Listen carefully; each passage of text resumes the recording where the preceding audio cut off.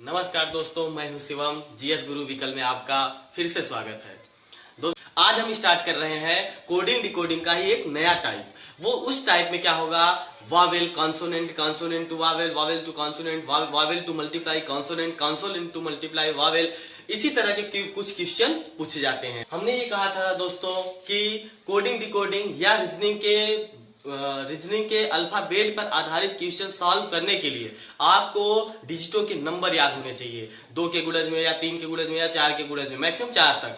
और आसानी होगी कि 2 के 3 के गुणज में आप याद करेंगे अगर, तो और क्वेश्चन को सॉल्व करने में आसानी होगी। जैसे हमने क्या किया, मेरा क्वेश्चन है यदि ग्लोब को TU लिख दिया जाए, आइडल को XP लिख दिया जाए, तो केयर का अर्थ क्या होगा या केयर का कोड क्या होगा, ये क्वेश्चन पूछ लेगा। तो हमने बताया कि अभी मैंने नॉर्मल देखा, ये मेरा वावेल और कॉन्सोनेंट पे बेस्ड क्वेश्चन है। जैसे अगर हम देखें तो ओ ई हमारे 2 वावेल हैं, बाकी 3 अदर क्या है, कॉन्सोनेंट। इसी प्रकार इसमें देखें अगर तो आई और ओ मेरे क्या हैं, वावेल हैं, बाकी डी और एल मेरे कॉन्सोनेंट हैं। ठीक है, इसी प्रकार अगर इसमें देखें तो ए और ई मेरा वावेल है, सी और आर मेरा क्या है, कॉन्सोनेंट।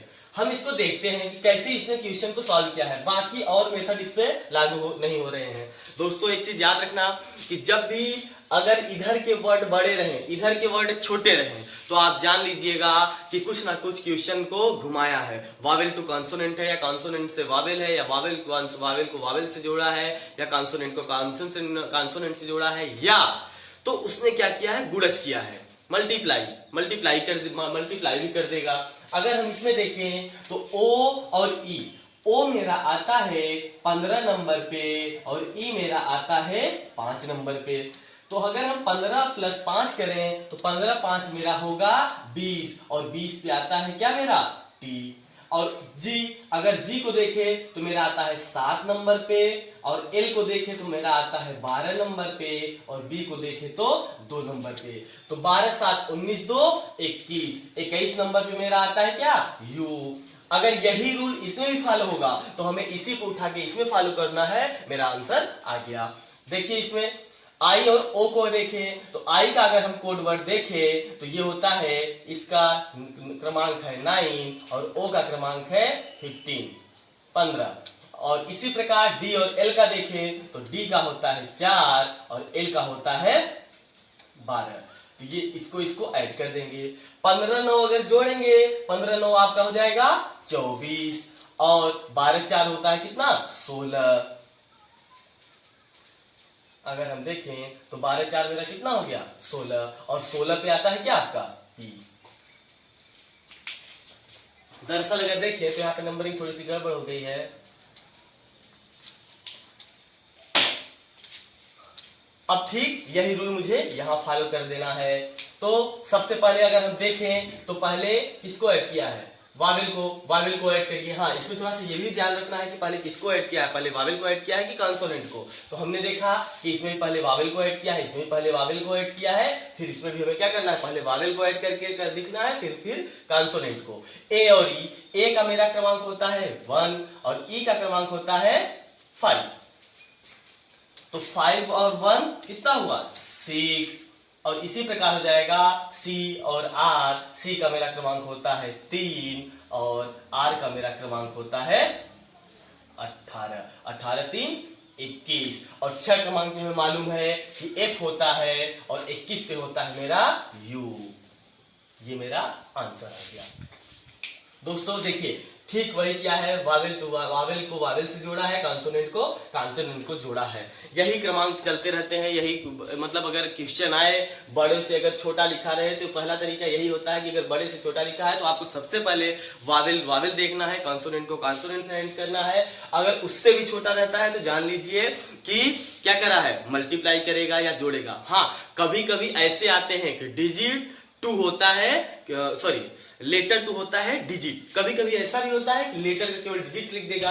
जैसे मैंने बोला ग्लोब का, तो इसने वावेल को क्या किया, ऐड करके 20 लिख दिया और कॉन्सोनेंट को ऐड करके 21 लिख दिया। तो केवल टी 20 और 21 लिखा रहेगा, टी और यू नहीं लिखा रहेगा। ठीक इसमें यही, तो हमें क्या करना है कि वहां पर लेटर को ना लिख के हमें क्या कर देना है, ऐड कर देना है। उन दोनों को ऐड करके उनके क्रमांक लिख देना है। अगला क्वेश्चन मेरा है, यदि टीम को यूआर लिख दिया जाए, गेम को टीएफ लिख दिया जाए, तो फायर को क्या लिखेंगे? जरा आपके पास 10 सेकंड का समय है, सॉल्व करिएगा। तो उसी पर बेस है, लेकिन थोड़ा सा मैंने अलग कर दिया है। तो आपके पास 10 सेकंड है, जरा इसको सॉल्व करिए, तब तक हम इसकी नंबरिंग कर लेते हैं।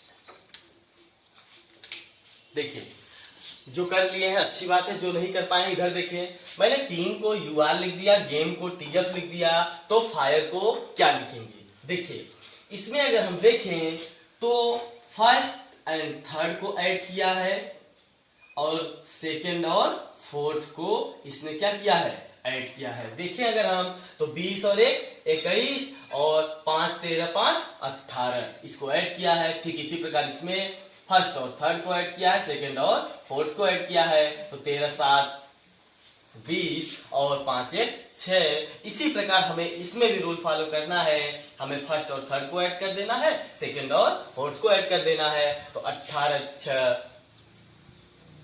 24 और 9 5 14 और 24 पे मेरा कौन सा वर्ड है, एक्स है, और 14 पे मेरा कौन सा वर्ड है, एन होगा, एन। 14 पे मेरा एन वर्ड है। ये हुआ मेरा आंसर। कुछ नहीं करना है दोस्तों, ठीक क्वेश्चन को ये घुमा फिरा देता है। रीजनिंग जैसे सरल क्वेश्चन आप बहुत ही आसानी से एकदम सिंपल तरीके से कर सकते हैं। नेक्स्ट अगर हम देखें, इसी प्रकार दोस्तों अगर हम इसमें देखें तो BM equal to Z, CE equal to O, तो BAD को क्या लिखेंगे? जैसे अगर बोल दे BM को Z लिखा गया है, CE को O लिखा गया है, तो BAD को क्या लिखेंगे? देखिए सिंपल सा है, नंबरिंग कर लीजिए 2 और इसकी नंबरिंग हो जाएगी 13 और इसकी नंबरिंग हो जाएगी 26। अगर हम इसमें करें 3 और इसकी नंबरिंग हो जाएगी 5 और B की नंबरिंग 2 1 4। अब देखिए दोस्तों, इसमें अगर देखें हमने बताया था कि जब भी वर्ड छोटे लिखे गए हो तो आप जान लीजिए कि या तो उसने ऐड किया है या तो मल्टीप्लाई किया है। ये कोडिंग डिकोडिंग की सबसे अच्छी ट्रिक है आपको पकड़ने की। हम फिर से कह रहे हैं, इसको ध्यान में रखिएगा, जब बड़े अक्षरों से छोटा अक्षर कोई लिख दिया जाए या लेटर से डिजिट लिख दिया जाए या डिजिट से भी लेटर लिख दिया जाए तो आपको कुछ नहीं करना है, उनकी नंबरिंग करके ऐड कर देना है। या तो वावेल टू वावेल रहेगा या वावेल टू कॉन्सोनेंट रहेगा या तो सबको ऐड किया रहेगा। तो अगर हम इसमें देखें तो 2 में 13 का मल्टीप्लाई करेगा तो 13 दूना 26, 26 में मेरा क्या आता है, जेड। सी 5 आई 15, 15 पे मेरा क्या आता है, ओ आता है। इसी प्रकार 2 का मल्टीप्लाई कर दिए, 2 1 कम 2 चौके 8, 2 4 जा 8, सबको मल्टीप्लाई करके लिख दीजिए। और 8 में मेरा क्या आता है, सबको पता है एच आता है, तो यहाँ इसका कोड हो जाएगा एच। अब हम नेक्स्ट टॉपिक पे आते हैं जो कि मेरा है बेस्ड ऑन पोजीशन।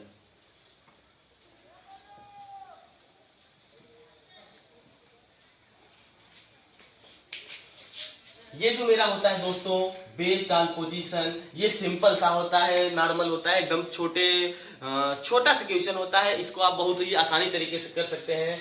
जैसे इसने लिख दिया FLOWER, कह दे कि फ्लावर को REWOLF लिख दिया जाए तो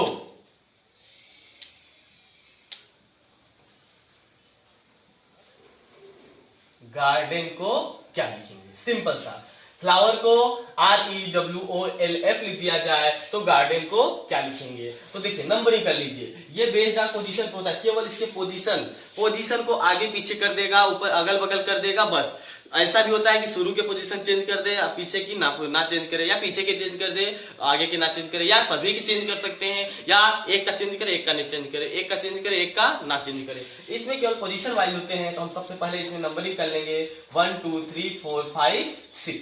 और ठीक अगर हम इसको देखें तो ये हो गया 6 5 4 3 2 1।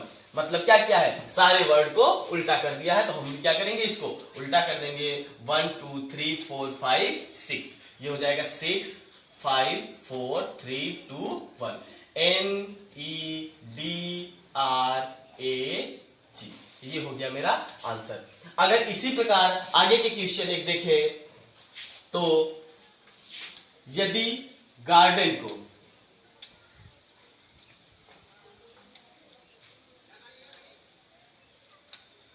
1 2 3 4 5 6, यदि गार्डन को RAGNED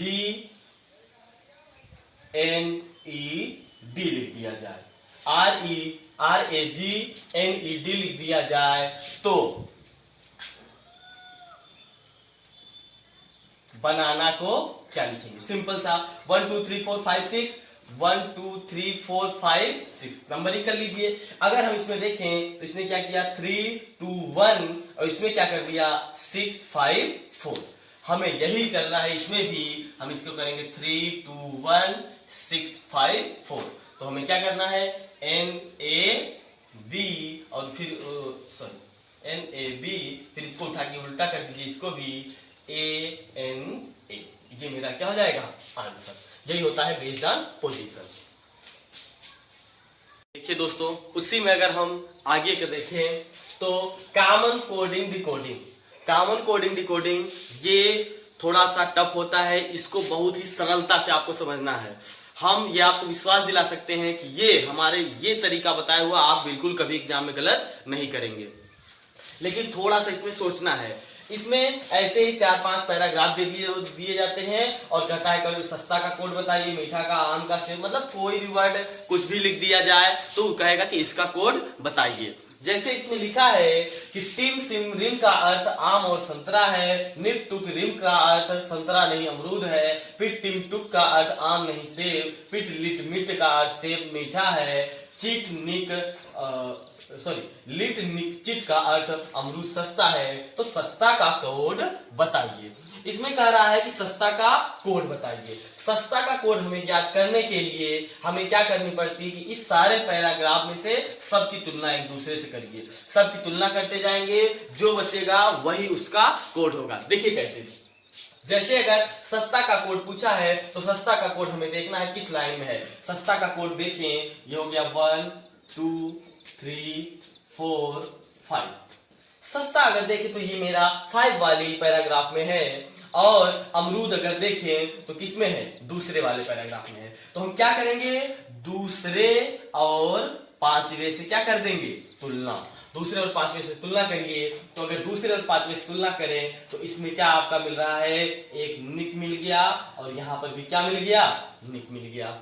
मतलब अमरूद से अमरूद मिल गया। अगर और देखें हम तो अब फिर इसी में चौथे से पांचवे की तुलना करें तो यहां से लिट मिल गया, और यहां से भी क्या मिल गया, लिट। बचा क्या, इसमें केवल लास्ट वाले पैराग्राफ में बचा चिट। यहां से निक का कोड निक हो गया, लिट का कोड लिट हो गया। तो यहां पर केवल एक चीज बचा, जो कि क्या बचा है, चिट। अगर तो यहां से आपका सस्ता का कोड हो जाएगा चिट। सिंपल सा। हमें क्या करना है, ऐसे ही सारे पैराग्राफों की तुलना कर करके आंसर बताना है। ठीक इसी प्रकार अगर हम देखें तो मीठा का कोड बताइए। मीठा का अगर हम देखें तो मीठा का कोड यहां से है, दूसरे, तीसरे और चौथे पैराग्राफ से। तीसरे और चौथे पैराग्राफ से। दोस्तों ये थोड़ा सा टफ होता है, केवल उसके लिए टफ है जो ये पैराग्राफ को एक दूसरे से तुलना ना कर पाए, वरना कोई इसमें टफ कुछ नहीं है। केवल आपको इसी पैराग्राफ से तुलना करके आंसर देना होता है। तीसरे और चौथे की जब हम तुलना करेंगे तो यहां से देखें, पीट और पिट क्या हो गया मेरा, कॉमन। और यहां से पूछा है मीठा का कोड, और मीठा का कोड के लिए केवल एक चीज बचा, वो है क्या मेरा, मीट। इसका मतलब कि मीट, इस मीठा का कोड हो जाएगा मीट। आम का कोड पूछा है। अब आम का कोड पूछा है तो आम का कोड बताने के लिए हम क्या करेंगे कि पहले और सॉरी, क्या करेंगे हम, दूसरे और तीसरे की तुलना कर देंगे। दूसरे और तीसरे की तुलना करेंगे। जब दूसरे और तीसरे की तुलना करेंगे, यहां से टुक और टुक कॉमन हो गया, तो यहां से किसका कोड पूछा है, आम का। तो आम का अगर हम कोड देखें तो यहां पर आम नहीं सेब, तो एक मिनट, यहां से नहीं बन रहा है, यहां से आम भी है और यहां पर क्या है, सेब भी है। हाँ, यहां से आम का कोड बन सकता था अगर सेब ना होता, लेकिन यहां पर आम भी है सेब भी है, तो हम क्या करेंगे, इसकी तुलना इससे कर देंगे, पहले वाले से, क्योंकि यहां पर भी दिया है आम और संतरा, तो यहां से इसकी तुलना कर देंगे, तो टिम टिम मेरा क्या हो गया, कॉमन हो गया। जब टिम टिम कॉमन हो गया, तो यहां से मेरा पहला और तीसरे की जब तुलना कर देंगे, तो मेरा आम का कोड आ जाएगा टिम। अब अगर आगे देखें, आगे का मुझे देखना है, सेब का कोड बताइए। सेब का कोड अगर देखें हम, तो यहां से देखें, टुक और टिक, टुक मिल चुका, तो टुक और टुक मिला है, और यहां से मेरा सेब का कोड हो जाएगा मीट। मीठा का कोड मीट हो चुका है, सेब का कोड पीट से पीट मिल चुका है। तो देखिए यहां से मेरा सेब का कोड हो जाएगा पीट, क्योंकि पीट और पीट इसमें दोनों क्या है, कॉमन, और सेब यहां पे क्या है, कॉमन, तो यहां से सेब का कोड वर्ड क्या हो जाएगा, पीट। किसकी तुलना किए हैं, तीसरे और चौथे की, मैंने तीसरे और चौथे की तुलना की है, तो यहां से क्या हो गया, पीट क्या हो गया, सेब का कोड हो गया, पासवर्ड हो गया। लास्ट है संतरा का कोड बताइए। तो संतरा का कोड बताने के लिए हम क्या करेंगे, संतरा का कोड देखिए, पहले और दूसरे से क्या कर दीजिए, तुलना, पहले और दूसरे की जो तुलना करेंगे, तो जो कॉमन होगा वही मेरा संतरा का कोड हो जाएगा। रिम और रिम कॉमन है, और यहां से मेरा संतरा का कोड पता चल गया, यहाँ पे संतरा का कोड क्या हो जाएगा, रिम। दोस्तों ये एकदम सिंपल सा तरीका है, जो जिससे कॉमन हो जाए, या जो एक दूसरे की तुलना कर दीजिए, जो वर्ड बच जाए वही मेरा क्या होता है, पासवर्ड होता है, वही उसका कोड होता है। इसी पर अगर हम एक डिजिट वाला देख लें, तो देखिए दोस्तों, उसी प्रकार हम थोड़ा सा उसको अगर हम माने, या तो अगर ये क्वेश्चन आपको आ गए, कोई एक तरीका, कोई एक पैराग्राफ अगर आपको बनाना आ गया, तो सारे पैराग्राफ के क्वेश्चन आप कर लेंगे। ज्यादा नहीं, उस पैराग्राफ से एक दो क्वेश्चन पूछे जाते हैं, बोलता है इसका कोड बताइए या इसका कोड बताइए। कभी कभी ऐसे भी हो जाएंगे कि कोड क्या हो जाए, कॉमन हो जाए, हमें परेशान होने की जरूरत नहीं है। कह रहा है 213 को टी इज हॉट लिख दिया जाए, 435 को इस कॉफी कोल्ड लिख दिया जाए, 157 को हॉट वेरी कोल्ड लिख दिया जाए, तो कॉफी का कोड बताइए या कॉफी का कोड वर्ड बताइए। तो हमें क्या करना है, मैंने बताया था सबसे पहले तुलना करना है, तो हम सबसे पहले फर्स्ट एंड सेकेंड की क्या करेंगे, तुलना। तो फर्स्ट और सेकेंड की तुलना करेंगे, तो यहां से 3 और 3 कॉमन है, और यहां से अगर 3 और 3 कॉमन है, तो यहां से कॉमन क्या हो जाएगा, इज और इज कॉमन हो गया। फिर अगर सेकेंड और थर्ड की तुलना करें, सेकेंड और थर्ड की तुलना करें, तो 5 कॉमन हो गया, और यहां से कॉमन कुछ दिख रहा है, हाँ, कोल्ड और कोल्ड कॉमन हो गया। और फिर अगर थर्ड और 1 की तुलना करें, तो यहां से 1 कॉमन हो गया, 1 और 1 कॉमन हो गया, लेकिन इसमें कॉमन हाँ है, हॉट और हॉट है, यहाँ से 1 कॉमन हो गया, हॉट और हॉट है। अब केवल यहाँ पर एक डिजिट बचा है, कह रहा है कॉफी का कोड बताइए, तो कॉफी का कोड हो जाएगा मेरा 4। यहाँ से एक चीज बहुत कुछ है, वेरी का कोड बताइए या टी का कोड बताइए। टी का भी कोड यहाँ से बता सकते थे आप, टी का कोड 2 हो जाएगा, और वेरी का कोड क्या हो जाएगा मेरा 7। यही होता है सिंपल कोड वर्ड बताना, और यही होता है मेरा क्या होता है, कॉमन कोडिंग डिकोडिंग।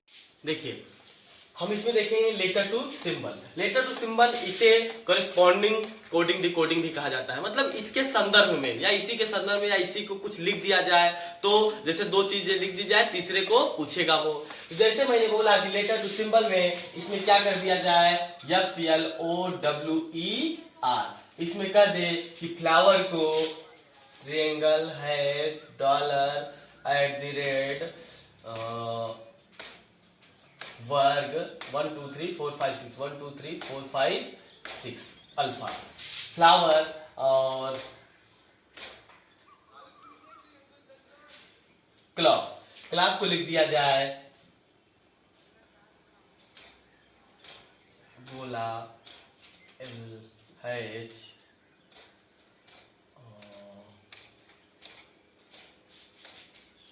इसे हम कर देते हैं